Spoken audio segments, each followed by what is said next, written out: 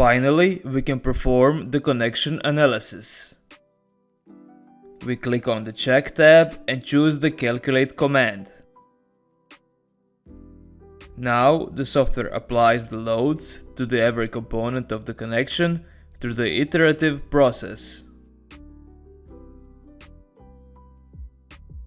Upon completion of the analysis, we can immediately see whether our connection meets the check requirements or not. In this case, our connection failed.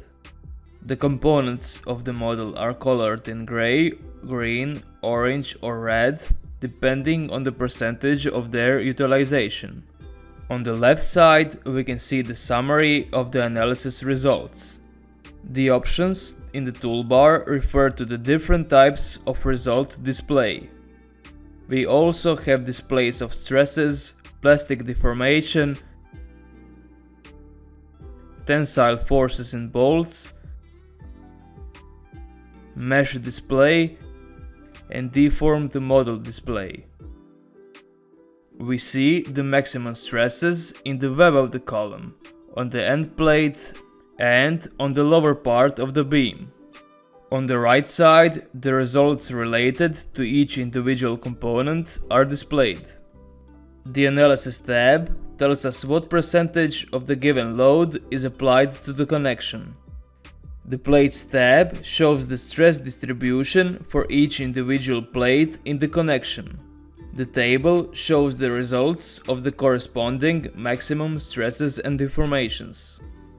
In the Bolts tab, we can see the tensile forces, shear forces, and utilization in tensile and shear loads.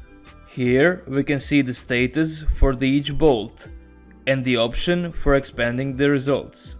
Then we can see the manual calculation process and formulas and the reference to the Eurocode item.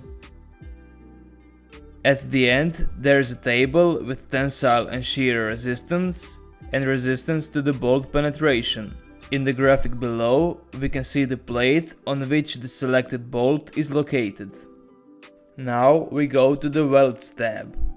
Here, in addition to the calculated maximum stress, its components are also listed. Stress on the shear surface and shear stress along and perpendicular to the weld axis. Also, here we can see the manual calculation process and formulas, and the reference to the Eurocode item. Next to the graphical part of the weld, the equivalent stress distribution along the weld is displayed.